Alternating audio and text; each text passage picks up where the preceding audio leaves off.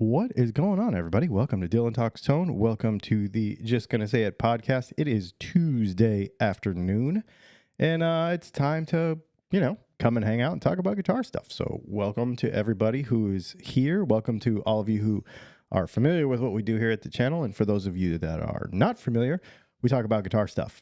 And Tuesday is our podcast day. So, we will upload this to all of the podcast platforms in the next couple of days, and you'll be able to listen to that. If you don't want to watch it on YouTube or whatever, you can do that. Also, I should mention that the live version of these are ad-free, so if you want to support that, you can use a super chat, or you can just ask questions, or you can whatever, just to keep us going. That's pretty cool. Also, of course, we don't really have sponsors, so just let you know about DylanTalksTone.com. That is where you go and buy pickups, because that's what we really do. And yeah, so we're going to do the Dumb Questions Volume 7, No Such Thing as Dumb Questions. That's really what this is called. And we're going to go through a bunch of fun stuff today. It's going to be really centered around guitar setup, because we've done a bunch of videos about guitar setup lately. They've been actually very popular. A lot of people watched them. So, of course, a lot of questions and observations and comments come in. And so we want to kind of dive into those. So the reason we call this No Such Thing as a Dumb Question is because sometimes people will put stuff in the comments and we want to dive into it.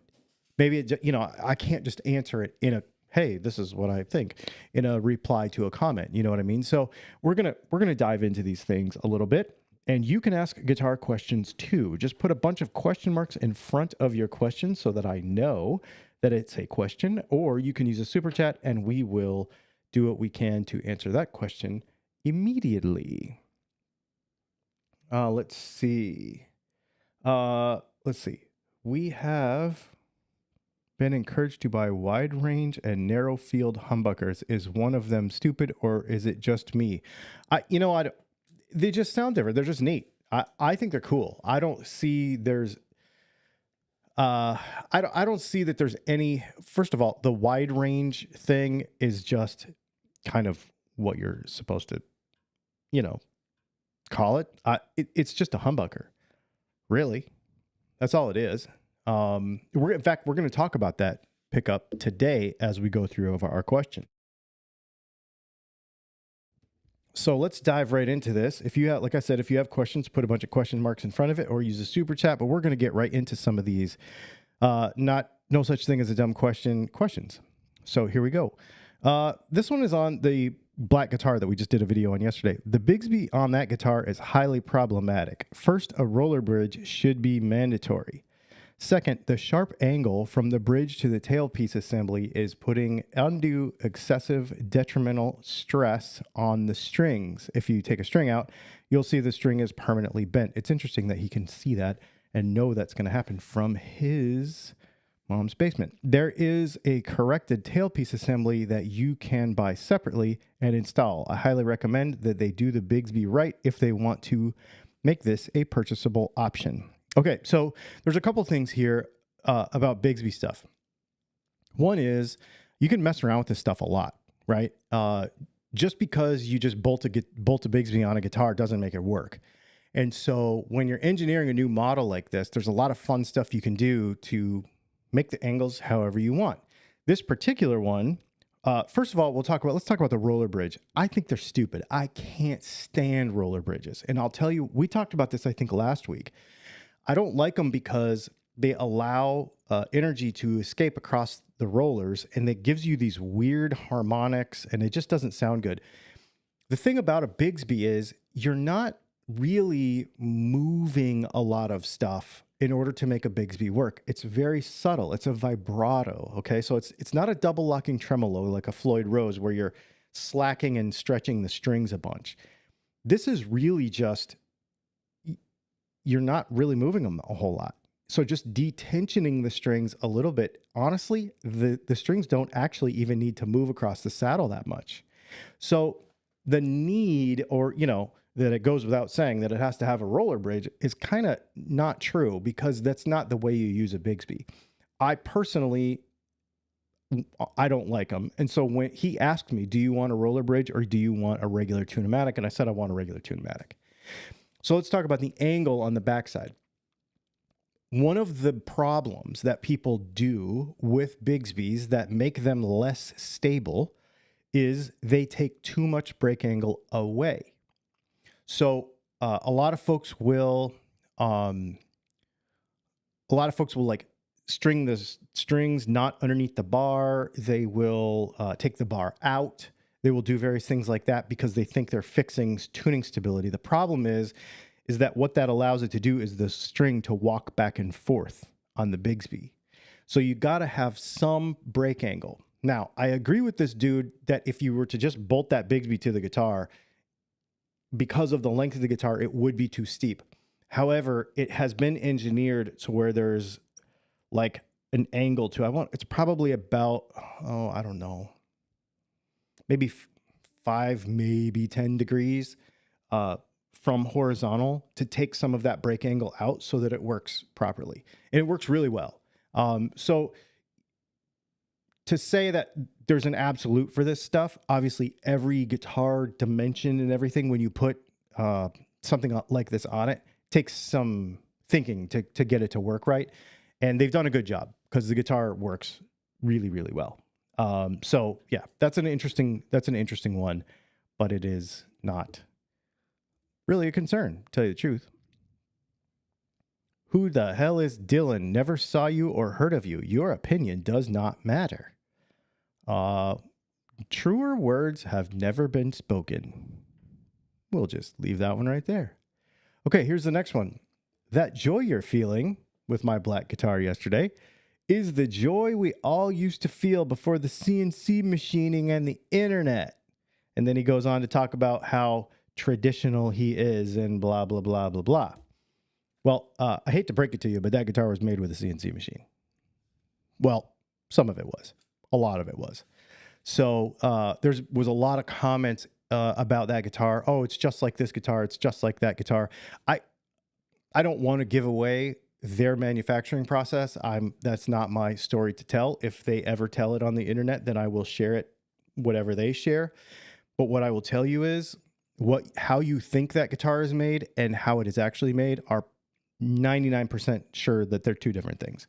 Because I've heard a lot of folks assume that they know how the guitar is built, and it's not. So it's pretty neat. It's a pretty neat. It is a pretty neat deal. I like it a lot. I like it a lot. How many magnets are there and how many that have not been used? I don't know. Lots. There's lots of magnets.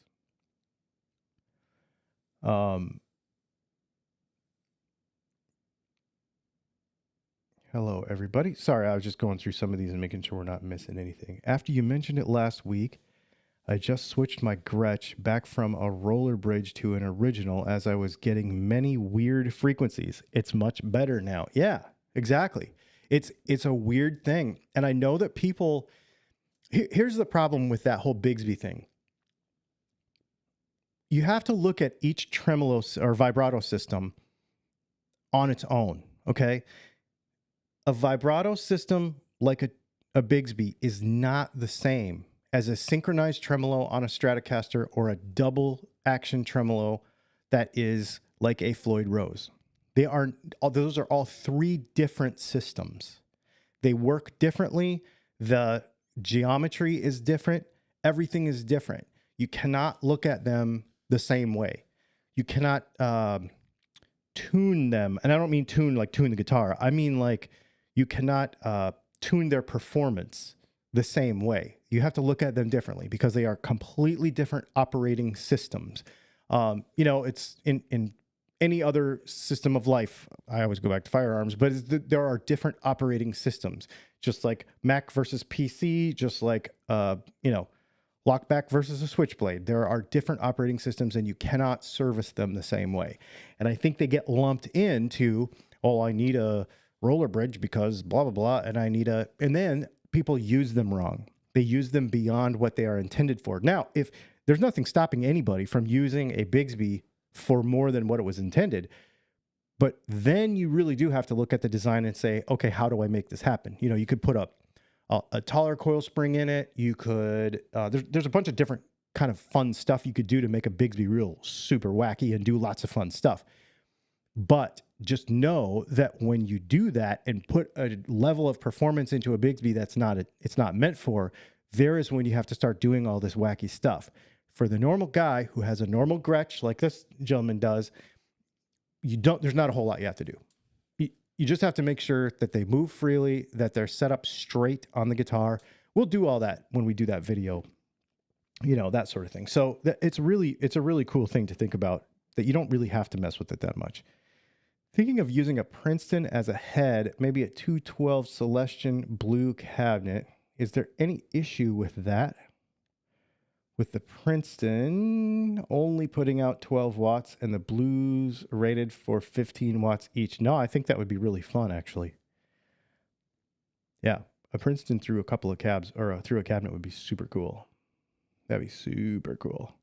Let's see. We got a super chat here. Thank you so much, Dan Morris. I appreciate you.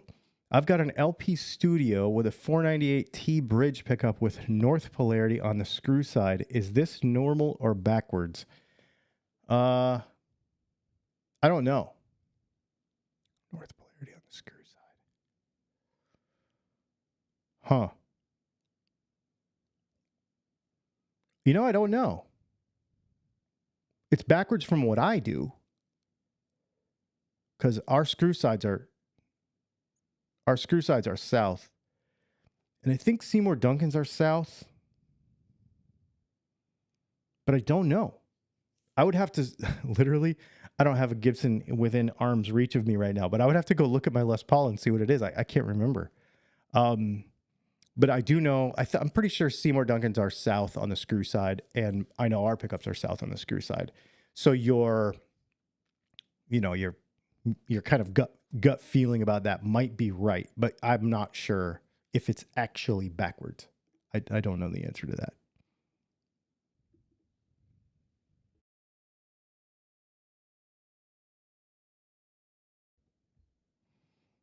All right.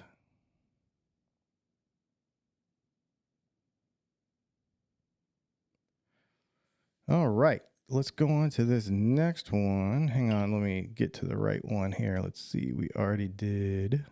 Oh, I would appreciate it if you would stop posting ads from your knife channel to your guitar channel. No, I will not stop. So, for those of you that don't like some of that content, I totally get it. Some people ask why we do it, and I'm about to explain. We do have some off-topic content on Thursday nights on our live stream, and I don't mind if you ask an off-topic question here or there here either. The reason I think that's important, it's actually important in my opinion, is because we're all just friends talking about guitar stuff, and we're all just friends getting to know each other, and I want to get to know you. And if we have more in common than just guitars, I think that's cool. And so me sharing some of my other interests with you, I really like to do that. I think it's cool. I think it's fun.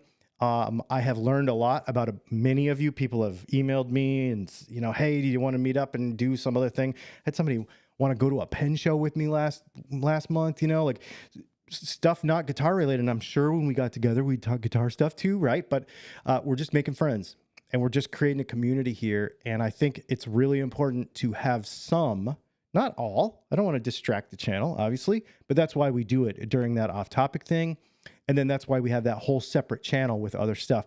There's a lot of pocket knife content on there because I love pocket knives.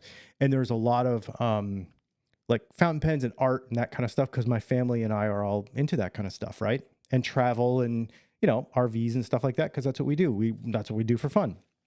And then I have another channel on another platform for firearms because I want to keep that 100% completely separate because I do enjoy sport shooting. So there is that. But all that stuff is, there's no malicious intent to it at all whatsoever. And if you don't like it, no problem. Just scroll past it. That's all you got to do. I know you're an adult and you can handle that. That's what I do. If I don't like something, I just scroll past it. No big deal. So I just wanted to mention that because it's, we're all just making friends. That's what we're doing. And if you just want to hang out with me and not talk about any of that stuff, just tell me, hey, I'm not into knives, but I'd like to hang out and talk about guitars. Okay, cool. Sounds awesome. Let's have a beer or a Kool-Aid or an iced tea or whatever your mom lets you drink. Okay, let's see. Just curious, why do you hate elixirs? There is a fly in here. The reason I hate elixirs. Got him. Sorry about that. The reason I hate elixirs is because the coating on them is so thick. So you may not know this, or I got this from a pretty reliable source that they're just GHS boomers with Gore-Tex on them. They are a Gore product. They are a WL Gore product. They are not a guitar string manufacturer. They take white label strings from another manufacturer. I'm pretty sure they're GHS boomers. And then they put a WL Gore product on them, and they're super thick. The stuff is super thick. And I know people say, well, yeah, what about the nano webs, whatever? I don't care. They still feel like crap. So that's why I don't like them. I do very much enjoy the String Joy coated strings because they don't feel like that. They just feel like a regular string. So yeah, super cool. Let's see. I don't mind cross advertising. It's just smart. See, but it's not advertising. I'm not advertising. We're going to get into advertising here in a minute, but it's not advertising. It's literally just me hanging out. That's what we're doing. Just hanging out. Let's see. Okay, you guys are having an impedance conversation. Good. Thank you for doing that. That is important to make sure the impedance, the output of the amp matches the impedance of the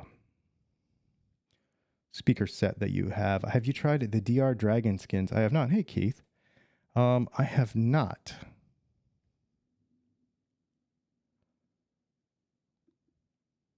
All right. Please demo with clean sound. No.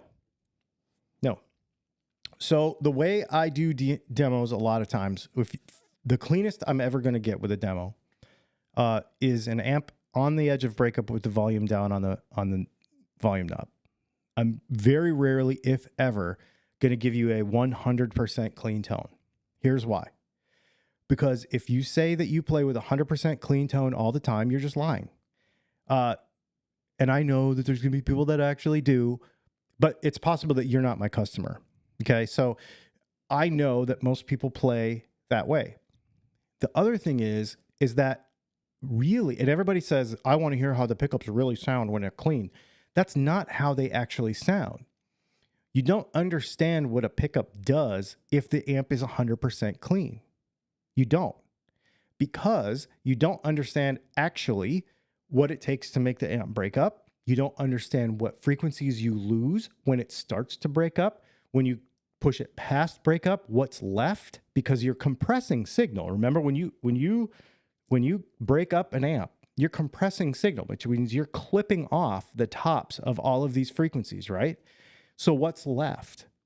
That really gives you the dynamic range of what a pickup does. If you just play a clean pickup, all 100% clean the entire time, you don't know any of that stuff. You don't understand how versatile the pickup is. Yeah, you can hear how it sounds clean. Does it have highs in it and stuff? Yes. Okay, it's got some highs, and yeah, it's got a nice mid-range, and yeah, it's got a nice low end and whatever. The problem is that when you add anything else to it, which everyone does, then, or, you know, for the most part, then what happens is you don't understand what's left because you don't know what it does when it compresses. You don't know any of those things when it's 100% clean, and you cannot tell that from a YouTube video. You just can't. It's 100% impossible to say, I know what this clean pickup, 100% clean pickup sounds like when I send it into compression. If it's this clean now, it's going to sound like this when I compress it. It's a false narrative. It just doesn't work. That's not how it works.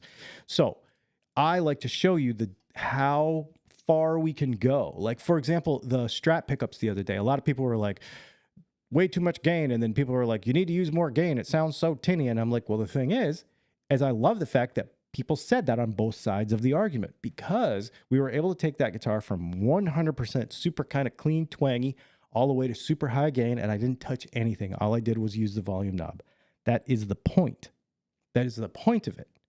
And if you look at really good players, like really good players, think about like JD Simo. You think, well, there's a lot of players and like blues dad kind of players who don't really use that many effects. All they do is they put the amp at the edge of breakup. Maybe they have a boost pedal and they use the volume knob the whole rest of the time. And that dynamic is what we design that's how we design our pickups. That is the baseline for everything we do at Dylan Talks Tone. So that's how I'm going to test them. So that it's a real important thing to understand. I played 95% clean, but all your pickups that I play are amazing and they are very versatile. I can change my sound just by changing my pick attack. See, that's the thing. Exactly what I'm saying. So if I have a guitar that only works when it's clean and doesn't work at the edge of compression, that was thunder. We have a monster storm coming in. If the pickup only works 100% clean, and then you don't have that versatility that you just mentioned. It just doesn't work.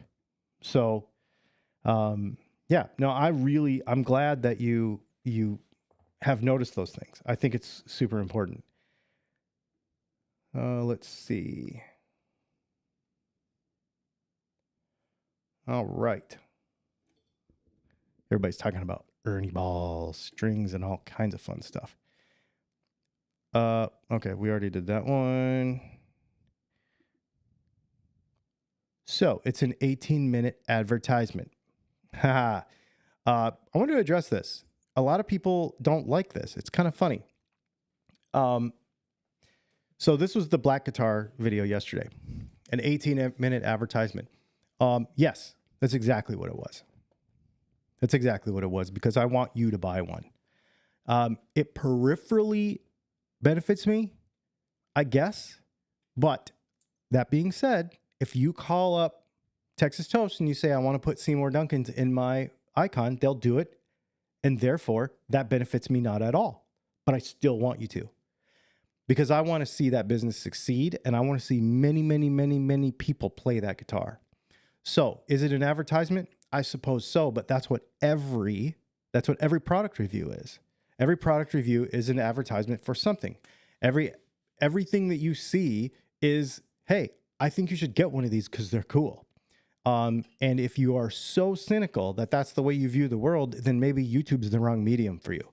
But I just think that, and if you've followed this channel at all, which I'm assuming this dude, maybe he hasn't, that I only review stuff that I like. If I don't like it, you don't even really ever hear about it. Because I like cool stuff. I don't like not cool stuff. And I like nice stuff. People get on me all the time for not having a bunch of cheap guitars on the channel and stuff. I don't like them. I like nice stuff. So I'm going to show you the nice stuff that I think is cool. And I think that guitar is very cool. So if you think, if you want to look at a review as an advertisement, then go ahead and look at it that way. But you should buy one.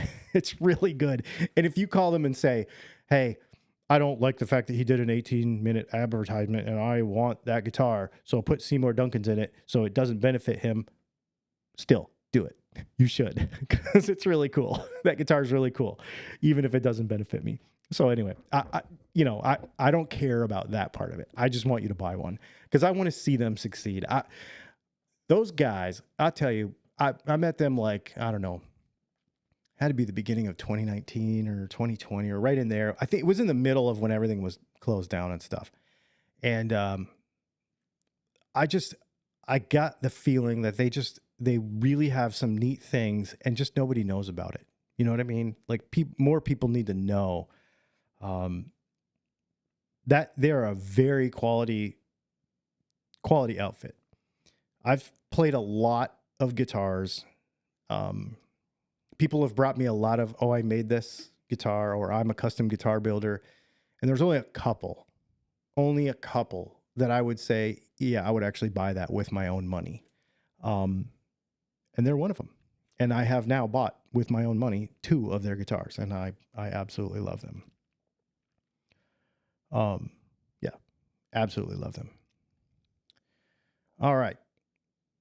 Okay, this is an interesting one. So we're going to get back into some setup stuff here, okay?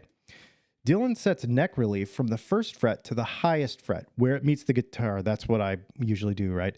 I'm inserting this part, obviously. He does not mention the slight fall away of fret height above the 12th fret. Fall away from the 12th fret to the highest fret can be 0.003 of an inch. Yes, this will make end-to-end relief fret out about the 12th fret. If your neck is completely flat with no fall away, then the heel of the neck flex is almost non-existent. Why is there neck relief? To allow for maximum string vibration without buzz. Why is there neck fall away? Maximum string vibration buzz above the 12th fret. Blah, blah, blah. Dan Erlewine, some old man told me something, something, something. Okay. This is simple geometry, folks. So what he's talking about is, we're going to say the center of my fingers is the 12th fret because it's the center of the scale. So if you have, let's see, you see this side. Okay, I guess it doesn't matter. Anyway, so let's say you have the string goes straight across, right? The neck goes straight across, but then the frets kind of fall away towards the bridge. So this is the bridge side, and the frets toward right? So if I press here and I go from here to the nut and it's a straight line and these are falling away, then I will not get buzz ever, because as I press here, and here, I'm only going between here and here, and the fall away, that's why it's actually there, so that doesn't happen. So he's got his logic backwards. And you can have a completely straight neck, okay? Because when you press the string down, there's a common misconception about how strings move on an electric guitar, okay? First of all, it's not the thing where somebody puts an iPhone in their guitar and it looks like that weird squiggly line, okay? That's called a rolling shutter on a camera. That has nothing to do with it. Secondly, because we see the motion of the nodes and antinodes being pictured on the internet, you know, where they'll take this like balloon looking thing and then they'll split it in half, split it in half, split it in half. And you'll say that the string moves in this kind of up and down, like it looks like a long football, but that's not how a string moves. A string moves in a transverse wave from wherever you pluck the string. So when you pluck the string, it actually goes down and comes back and goes down and comes back. Okay. Like, you know, breakdancing, like when they do the wave, that's how it works. So it doesn't actually go up and down like this as much. You know, it does, but not as much as people think it does. And it doesn't do it in that perfectly football shaped balloon sort of thing that everybody pictures when they draw it. So I think there's been a long common misconception that when you pluck a string, it looks like that long football. Therefore, you must need this relief in the neck for it to function properly. And that's just not the case. It doesn't do that.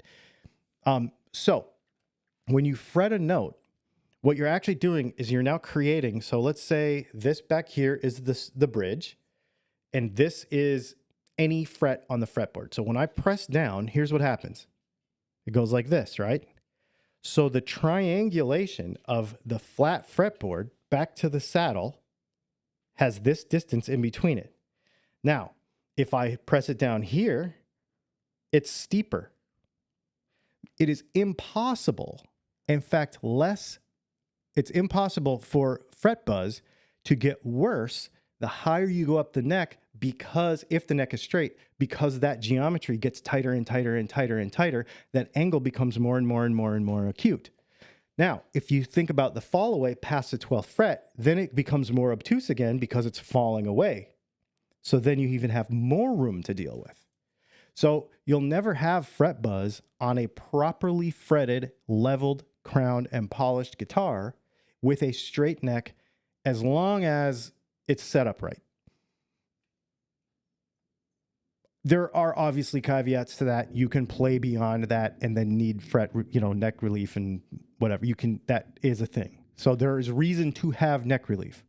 However, if you try doing it straight, you will see that it will work if your fretwork is good.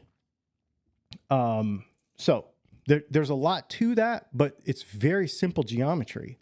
Everything is a straight line, and then everything is a triangle, basically, and it tightens up your triangle. It's not that hard. And, I'm going to be honest with you. I thought it was stupid, too, until one day, I'll tell you, Matt at Texas Toast is the one that turned me on to this. He's like, here, do this. Do it flat. And I'm like, okay, but it doesn't work. And he's like, yes, it does. Watch. And I did it. And I was like, wait, this makes total sense. And you get a more playable guitar with no problems, really. I mean, if you don't have a good fret job, you'll run into issues. Anytime you have fret buzz, the further you go up the guitar, it's either your neck is not straight or you have a high fret. Those are the only two reasons. Everything else is simple geometry. Super neat. It's super neat stuff. I think it's really cool. Right, let's see. So setting neck relief flat. All right, so we got that one. Let's keep going. I'm so sick of wannabes that don't know how to set a neck. And you did not put usable information in this video. If you do not set your neck pocket and do your neck rod first to be right plumb effing plumb. Okay, we gotta parse this out. So apparently I'm a wannabe tech because I did not set my neck pocket. Okay, so it was a set neck guitar we were using, so I don't know how that's possible. And do your neck first to be plumb effing plumb. That's straight up and down. We just discussed straight. Okay, that means straight. And try on all three planes. Oh my God. So much wrong info in this vid. Do not adjust your truss rod until you figure those basics out. It takes less than half a millimeter to throw all the scale length off. Okay, so I guess this kind of talks back to the same conversation we were just having. Yes, your neck needs to be straight, as in not warped, not twisted, anything.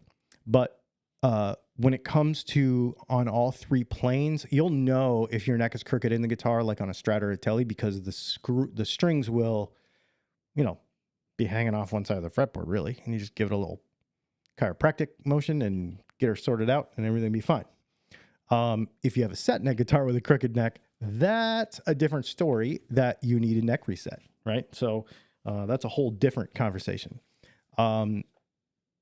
So I don't know what plumb is, but I just know that make sure that you don't have twists in your neck, and then start with your neck relief, obviously, before you get that all set up.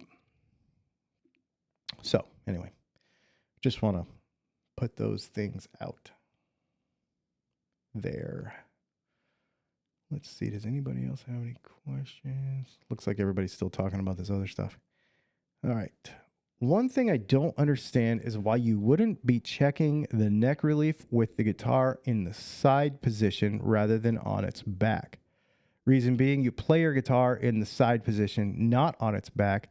The position does seem to affect the amount of relief. At least that's what I've found. So while your method of giving a level neck reading with the guitar on its back is likely going to be slightly off when you turn it on its side. Okay. I think for the most part, and maybe in that video I forgot to mention, but for the most part, I always say do this in playing position. The only reason we do it flat on the videos is because it's really hard to shoot it. It's hard to, I don't have enough hands, right? Like I don't have enough hands to do everything and show you what I'm doing and shoot with the camera, well, like over my shoulder. Like I've done those videos and they're very difficult to do. So I think it doesn't necessarily go without saying, I suppose this is why this comment is made, but I do for the most part say, always check your neck relief and actually check most of the stuff that you can in playing position. Now, that being said, don't overthink this too much, because you know already from playing guitar for a long time and from the conversation that we just had, I set my neck relief 100% flat. You maybe set yours at 5 or 10 thousandths. So if you set your guitar on its back and you're off by 2 thousandths because of that, you're not going to hurt anything. Don't stress about it. The only time it really comes into play is when you're really trying to hit a certain spec, or when you're trying to troubleshoot a problem with the guitar. Because a lot of people will get to intonation, for example, and have issues. That means they need to start completely over on their setup and go all the way back to their neck relief. And if you're having those problems, then make sure that you isolate each of the measurements as you go and do them correctly, you know, in playing position and that kind of stuff, so that you can like isolate the problem. Because if you get all the way to intonation and you've got a saddle that's way out of whack, that means there's a problem that came up before and you just missed it. So just, you know, be careful of those things. But other than that, I wouldn't worry about this a whole lot. But in principle, he's right. Make sure that you are in playing position when you do it.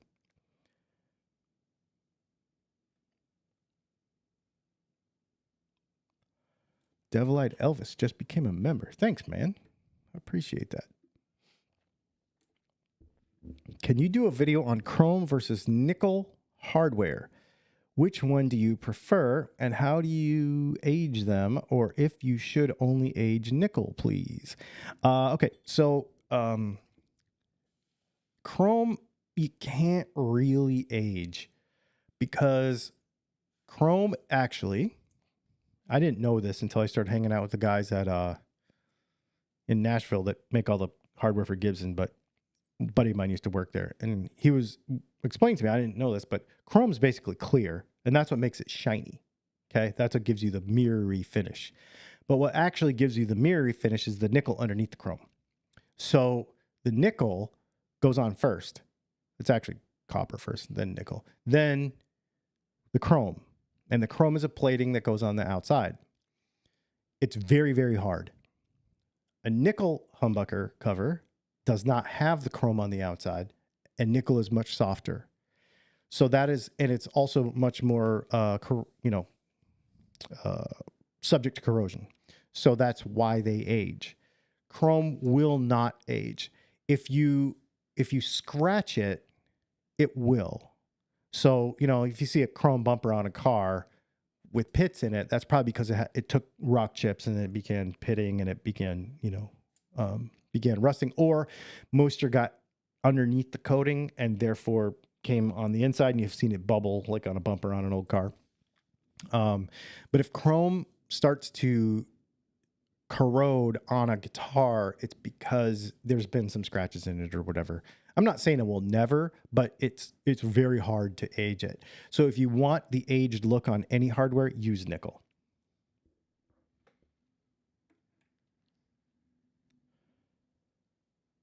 I have yet to meet the person who can tell a difference between a guitar that was set up with the sides oriented horizontally or vertically. I have met a lot of people who say they can. You know, Matt, it's funny that you're here to talk about those sorts of things, because I agree. What's interesting too, and Matt has a lot of experience, not only in guitar building, he's been doing it for many years, but he also has a lot of experience because he's actually taught hundreds of people how to set up a guitar. And further into that point, he's had hundreds of people come to his shop with preconceived ideas about how they should set up a guitar. So he's been able to see many different, like, well, this is how I do it at home versus this is the way you should do it. And the results speak for themselves, right? So this stuff is not as complicated, I think, as everybody says it is. Like we talked about earlier, it's simple geometry, you know. It's not, this is not voodoo. From Devil-Eyed Elvis, I need somebody to make some custom chrome bumpers for a Telecaster I just built. Hey, that's pretty funny. Why not? Thank you for the super chat, dude. I appreciate it. I reckon it's a half a bubble off plumb, and that's for sure, not for certain. Yeah, exactly. Yeah, I just think if it plays good, it is good. If it sounds good, it is good. And if you really kind of break down what a guitar is actually doing, it's not really doing that much. We've talked about this many times that, if this is a smartphone, then a guitar is like the dumbest thing ever, right? Like a lot of people put so much black magic into this stuff, and it's the simplest. It is almost the simplest circuit possible in any electronic device. Like the simplest. It is also very simple geometry. Now, there are some angles that need to be handled and taken care of and make sure they're done properly. But the level of people that overthink what needs to be done, yes, you have to think about the end result at the beginning of the guitar design. I think this is one of the things that Matt will teach you if you ever go to one of his courses, is that he will teach you to visualize. In fact, they actually will hand draw the guitar that you're going to build, even if it's just a basic telly.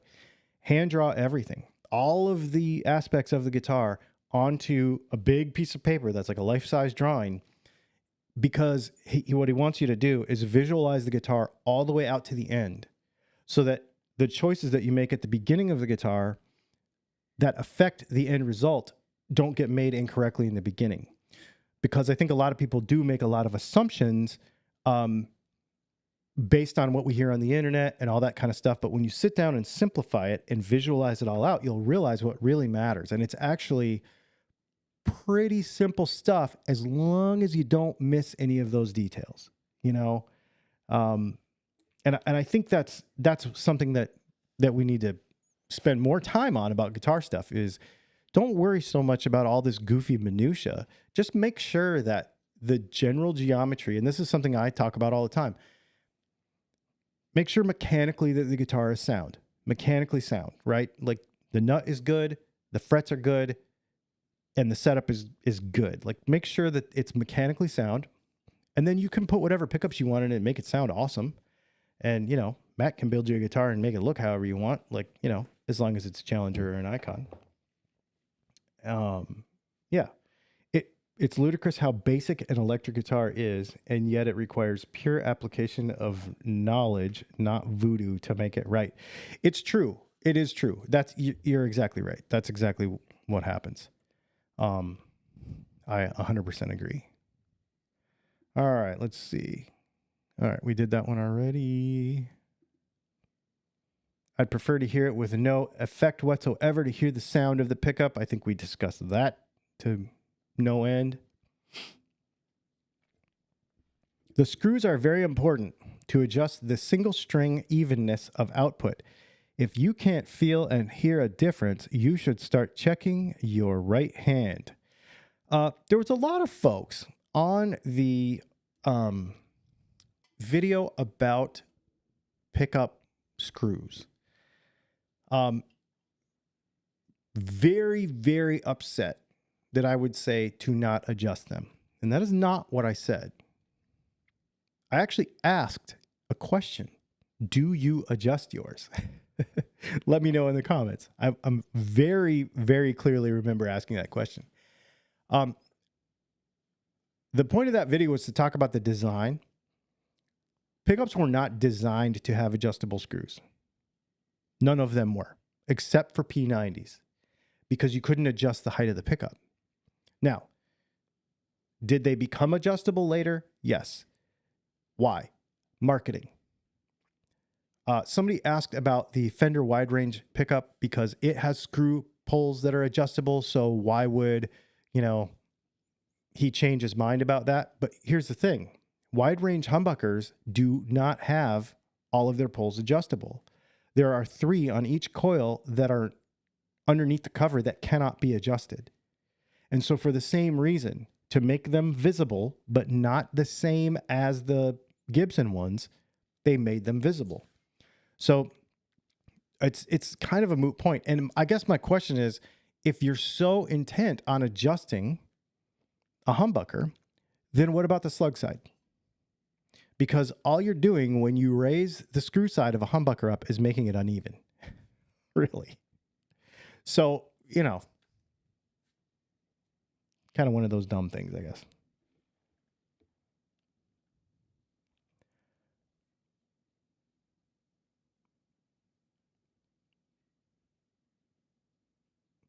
What is the science behind the single coilish sound that comes from a humbucker when you raise its pole pieces all the way up? Super simple. Basically, what you're doing when you raise the screws on one side all the way up is you're changing the inductance of the pickup and you're actually weakening that side. That's all you're doing. And you're imbalancing the pickup, like we were just saying.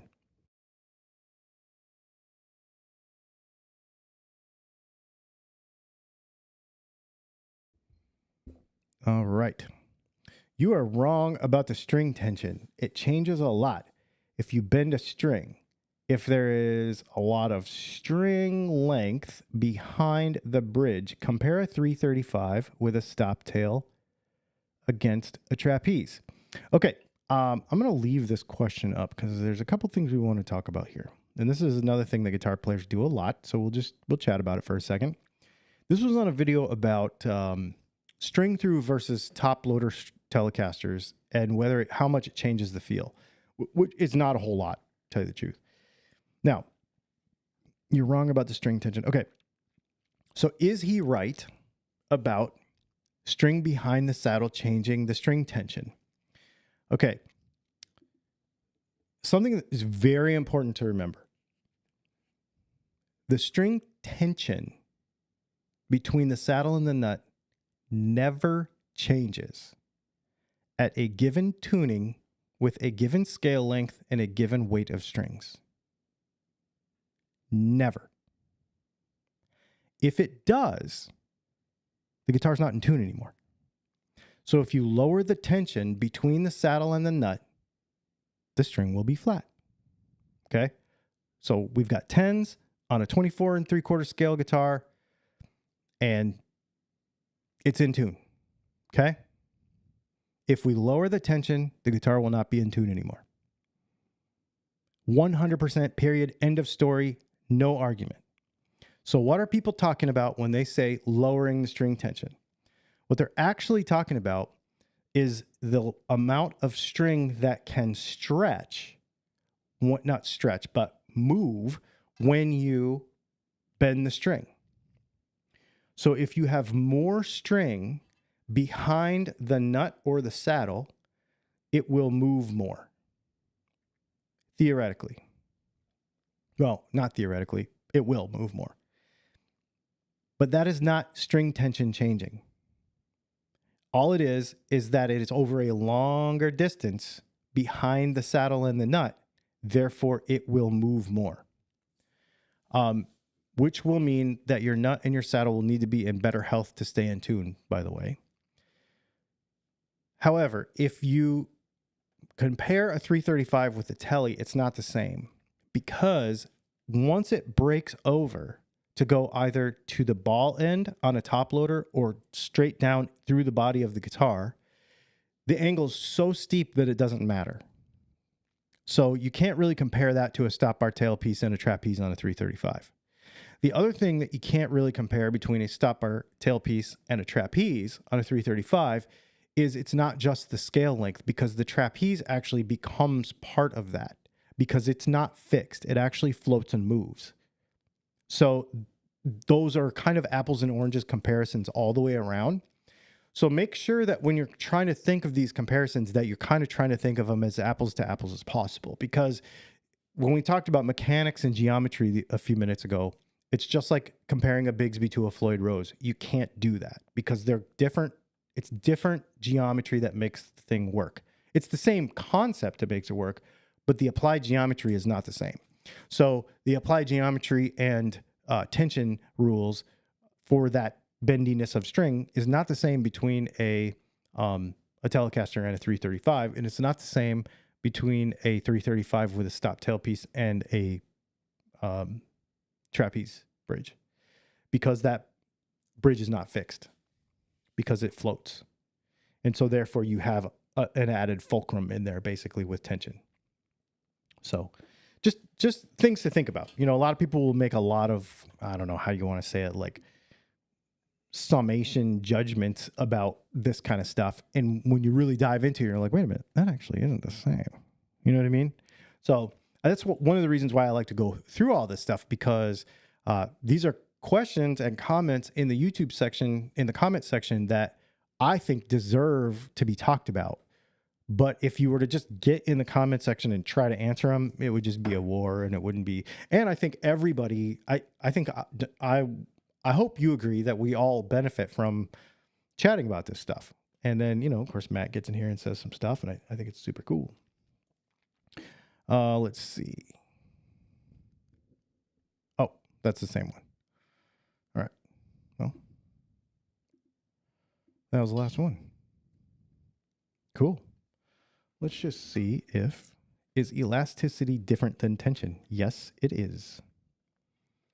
Yes, it is. Very different. Any tips on making the Gibson burst buckers brighter? Not really. You could try the whole Dwayne Allman thing and like lower them way down.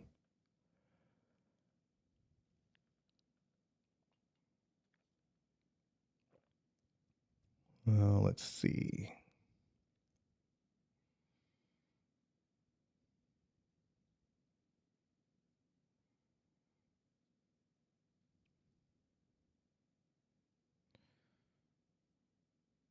Just going through here and seeing if we have any questions that I missed. You should stop dating your right hand. If you only build guitars on the internet, you can do anything. That's totally true, dude. Totally true.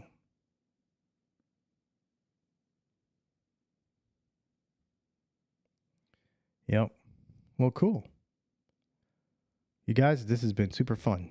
Yeah, if you don't like your Gibson pickups, you should try some DAFs or some Super 8s. I think you would really like them. Really like them a lot. Tomorrow we're going to have another video come out. It's going to be about my CNC pickup winder. I'm going to show you how we make hand-wound pickups on a CNC winder, or a close facsimile thereof. It'd be kind of an interesting thing to show you. And what else? I don't know. That's it. Make sure you check out Dylan Talks Tone. Make sure you check out Texas Toast Guitars, because that guitar we featured yesterday is really sick, and I think you should get one. Yeah, other than that, that's it. I'm going to go to the movies with my family tonight, which is going to be kind of fun. Thanks for hanging out, and we will see you tomorrow.